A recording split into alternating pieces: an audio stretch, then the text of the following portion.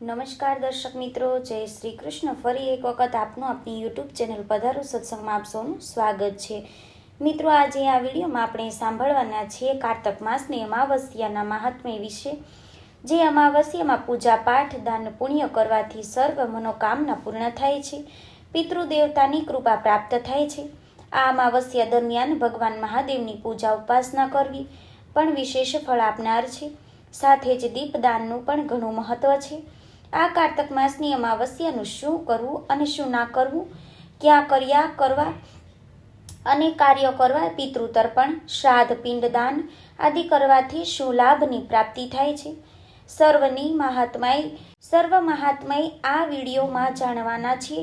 જો આપને આ વિડીયો પસંદ આવે તો લાઈક કરજો, શેર કરજો। આપ આ ચેનલ પહેલી વખત જોઈ રહ્યા છો તો સબસ્ક્રાઈબ કરી લેજો, જેથી કરીને આવનારા વિડીયોની માહિતી આપ સુધી તુરંત પહોંચી શકે। ધન્યવાદ। ઓમ તત્પુરુષાય વિભન્ને મહાદેવા ધીમહિ ધિયો યો ન રુદ્રાય પ્રચોદયા। બોલો શક્તિપતિ મહાદેવની જય। મિત્રો, અમાવસ્યા અર્થાત પૂર્ણ અંધકારમય જે તિથિ આવે છે, જેમાં ચંદ્રદેવના દર્શન જ થતા નથી, શુદ્ધ પક્ષની તિથિઓ અને વધ પક્ષની તિથિઓનું જોડાણ એટલે અમાવસ્યા કહેવાય છે। કે આ અમાવસ્યાના દિવસે ભગવાન મહાદેવની પૂજા ઉપાસના કરવાથી જે ભૂતનાથ મહાદેવ કહેવાય છે, તેમની પૂજા ઉપાસના કરવાથી શિવલિંગ ઉપર અમુક વસ્તુ ચડાવવાથી કષ્ટોમાંથી મુક્તિ મળે છે। જેમ કે અમાવસ્યાના દેવતા મહાદેવ છે, શિવલિંગ ઉપર તલથી અભિષેક કરવાથી, તલ ચડાવવાથી, મહાદેવના મંત્રનો જાપ કરવાથી પિતૃદોષમાંથી મુક્તિ મળે છે, કારણ કે અમાવસ્યાની તિથિ તે પિતૃઓને સમર્પિત છે। આજે કરેલ તર્પણ, શ્રાદ્ધ, પિંડદાન આદિથી પિતૃઓ તૃપ્ત થાય છે અને તેમના આશીર્વાદ પ્રાપ્ત થાય છે। જીવનમાં રહેલા કષ્ટ, બધા સંકટમાંથી પણ મુક્તિ મળે છે। મહાદેવના શિવલિંગ ઉપર શેરડીના રસથી અભિષેક કરવાથી અથવા તો ગોળવાળું જળથી અભિષેક કરવાથી આર્થિક તંગીમાંથી મુક્તિ મળે છે અને ધનનો માર્ગ પ્રદક્ષ થાય છે। અને આ ઉપરાંત મહાદેવને બીલીપત્ર, ભાંગ, ધતુરો આદિ ચડાવવાથી બીલીપત્ર કે મહાદેવના ત્રિનેત્ર સાથે સંબંધ ધરાવે છે, એવા બીલીપત્રને ચડાવવાથી સર્વ મનોકામના પૂર્ણ થાય છે। આંકડાના પુષ્પ ભગવાન મહાદેવને ઘણા પ્રિય છે। આંકડાના પુષ્પ ચડાવવાથી સર્વ રોગ, અસાધ્ય રોગ, કષ્ટ છે, પીડા છે, માનસિક તણાવ છે, શારીરિક કષ્ટ છે, તેમાંથી પણ મુક્તિ મળે છે। સમીના પત્ર ભગવાન મહાદેવને ઘણા પ્રિય છે। આમ તો સમીનું વૃક્ષ શનિદેવ સાથે સંબંધિત છે, માટે સમીના વૃક્ષ નીચે સરસવના તેલનો દીપ પ્રગટાવવાથી ખાસ કરીને સાંજે સમયે સૂર્યાસ્ત પછી ભગવાન શનિદેવની પ્રસન્નતા પ્રાપ્ત થાય છે। આ ઉપરાંત સમીના પત્રથી ભગવાન મહાદેવના શિવલિંગનો અભિષેક ચડાવવામાં આવે તો 7.5 દયાના જે અશુભ પ્રભાવ છે તેમાંથી મુક્તિ મળે છે, દુર્ભાગ્ય દૂર થાય છે, સૌભાગ્યની પ્રાપ્તિ થાય છે।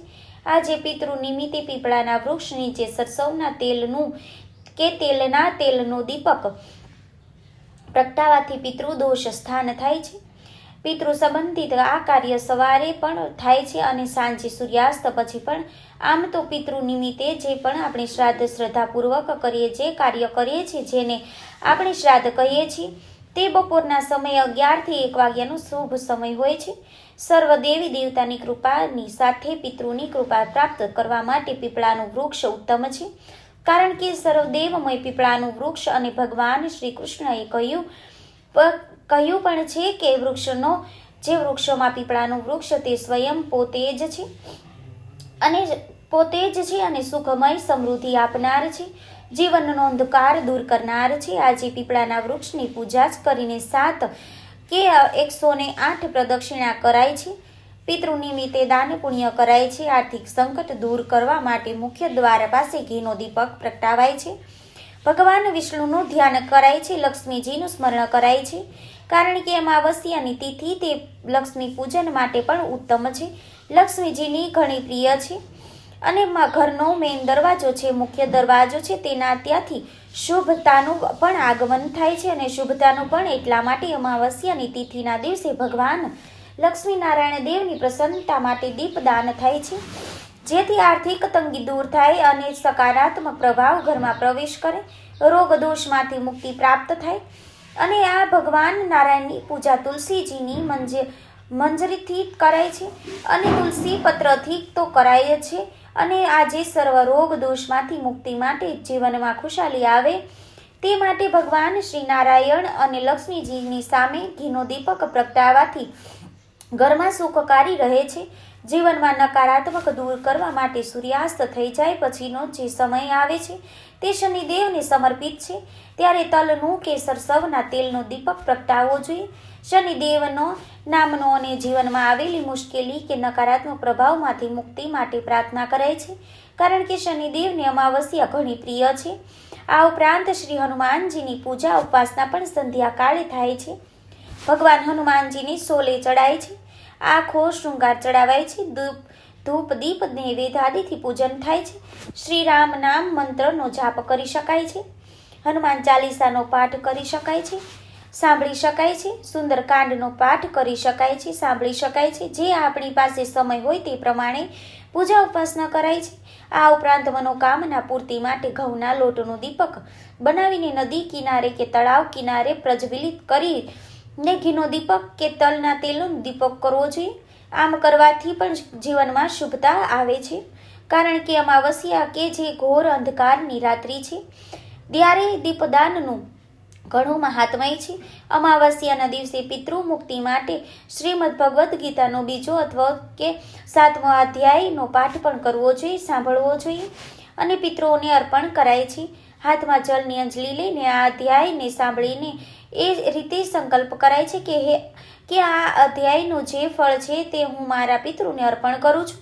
આ રીતે દાન કરવાથી પણ પુણ્યના ભાગી બનીએ છીએ. આ ઉપરાંત ભગવાન નારાયણના 1000 નામ જેને વિષ્ણુ સહસ્ત્ર નામ કહેવાય છે તેનો પાઠ કરવો જોઈએ, સાંભળવો પણ જોઈએ. એ પણ ખૂબ જ ઉત્તમ છે. ભગવાન વિષ્ણુના 1000 નામનો પાઠ કરવાથી જાણે અજાણે થયેલા દોષો પાપોમાંથી મુક્તિ મળે છે અને પ્રભુને પણ આપણી આ કૃપા પ્રાપ્ત થાય છે. જે આપણા સ્વજનોને આ ધરતી લોકને છોડીને ચાલ્યા ગયા છે તેમની તિથિ, જેમાં આપણે તે ચાલ્યા ગયેલા સ્વજનોની યાદીમાં શ્રાદ્ધ, પિંડ દાન, તર્પણ દાન, પુણ્ય આદિ કરીએ છીએ.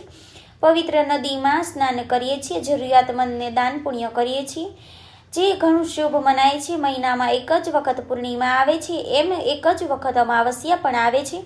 આ અમાવસ્યા પિતૃ દેવતાઓને સમર્પિત છે, ભગવાન મહાદેવને સમર્પિત છે, જે પિતૃઓના પણ પિતૃભૂતનાથ છે. ભૂત અર્થાત ભૂતકાળ જે ચાલ્યા ગયા છે તેના સ્મરણમાં આપણે આ અમાવસ્યાની ઉજવણી કરીએ છીએ.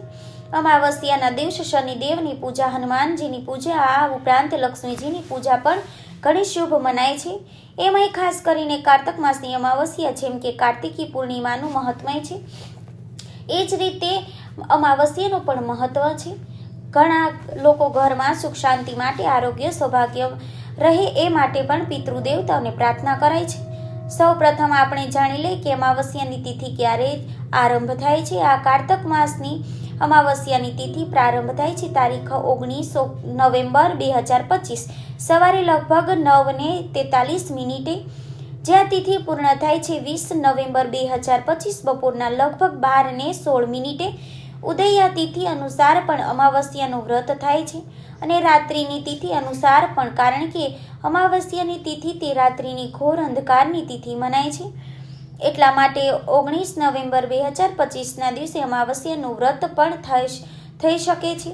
અને રાત્રિએ જે હનુમાનજીની પૂજા, શનિદેવની પૂજા થાય છે તે પૂજા પણ થશે.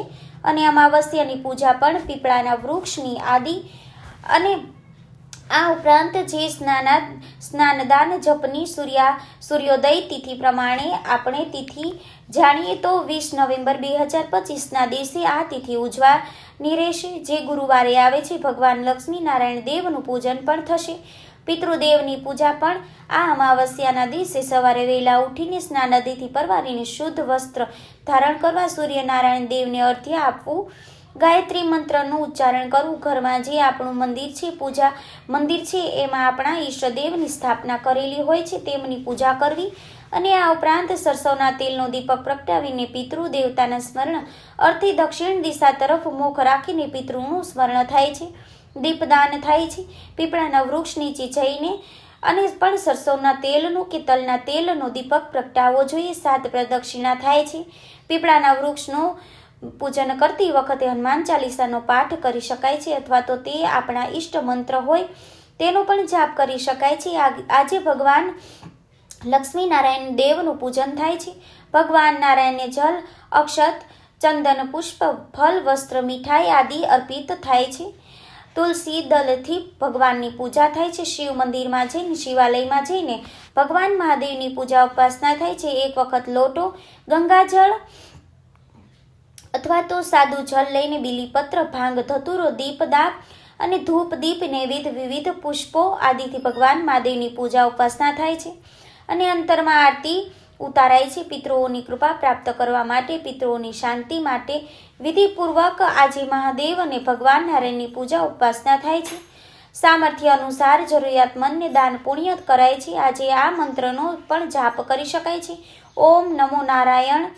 આજે આ ભગવાનનું કહેવું છે કે જેમની કુંડળીમાં કાલ સર્પ દોષ છે, નાગદોષ છે, વિષ દોષ છે, અંગારક દોષ છે, પછી શનિ સંબંધિત કોઈ પણ દોષ હોય, સાડા સાતી ધૈયા ચાલતી હોય, તેઓ પણ ભગવાન મહાદેવની વિશેષ પૂજા કરાવે અને પંડિતો દ્વારા પણ થાય છે. અને સ્વયં પોતે પણ પૂજા ઉપાસના કરી શકે છે. ભગવાન ભાવથી રીતે જે હૃદયમાં જો પ્રભુ પ્રત્યે પ્રેમ અને આદર હશે તો પ્રભુ પ્રાર્થના અવશ્ય સાંભળશે.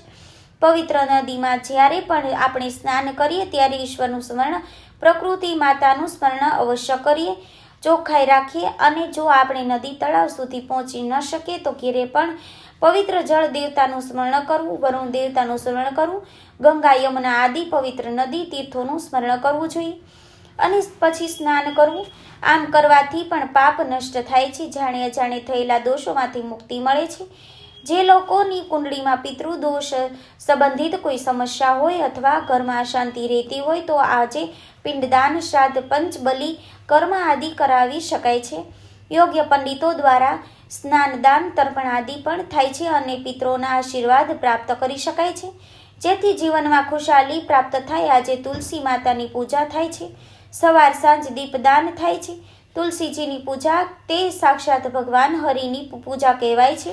આ ઉપરાંત એવું પણ કહેવાય છે કે આજે પશુ પક્ષીની સેવા કરવાથી, દાણાચળની વ્યવસ્થા કરવાથી, ગાયને લીલું ઘાસ છે અથવા તો લીલી શાકભાજી કે અથવા તો ઘરનું બનાવેલું ભોજન, ગરમ રોટલી અથવા ગોળ ખવડાવીને પણ પુણ્યના ભાગી બનીએ છીએ. કારણ કે જીવન દયા કરવી એ મનુષ્યનો ધર્મ છે. આપણી ફરજ છે. ભગવાનનું મનુષ્યને જ કર્મના બંધનમાં રાખેલા છે. જે પશુ પક્ષી કર્મમાં બંધનથી મુક્તિ છે તેઓ જે કાંઈ કરશે તેનો દોષ લાગતો નથી, પરંતુ મનુષ્યને પાપ પુણ્ય આદિનો દોષ લાગે છે. જો શુભ કાર્ય કર્મ કરવામાં આવે તો શુભ ફળની પ્રાપ્તિ અવશ્ય થાય છે અને આ પાપ કર્મ કરવામાં આવે તો સજાના રૂપમાં ઈશ્વર પરમાત્મા દંડ પણ અવશ્ય આપે છે. માટે આ બધું મનુષ્યને લાગુ પડે છે, પશુ પક્ષીની નહીં. કે એટલા માટે કે જે મનુષ્ય પશુ પક્ષીની સેવા કરીને આ દોષમાંથી મુક્તિ પ્રાપ્ત કરી શકે છે. આ ઉપરાંત આજે અમાવસ્યા છે, ઘોર અંધકારની રાત્રિ છે. માટે રાત્રિએ એવું કહેવાય છે કે નકારાત્મક ઉર્જા જે આકાશમાં વિચરણ કરે છે, ત્યારે ઘરની બહાર કામ હોય તો જરૂરી હોય તો જ નીકળવું, નહીતર તો ઈશ્વરનું સ્મરણ કરવું, બજરંગબલીનું સ્મરણ કરવું, પરમાત્માનું સ્મરણ કરવું અને નીકળીને કાર્ય પૂર્ણ થાય એટલે સ્નાન કરીને પૂજાજન કરવું અને આપણા જે ઈષ્ટ દેવતા ઘરમાં બિરાજમાન છે તેનું પણ સ્મરણ કરવું. ગર્ભવતી મહિલાઓએ પણ કામ હોય તો જ બહાર નીકળવું. આજે અમાવસ્યાનું વ્રત પણ કરી શકાય છે.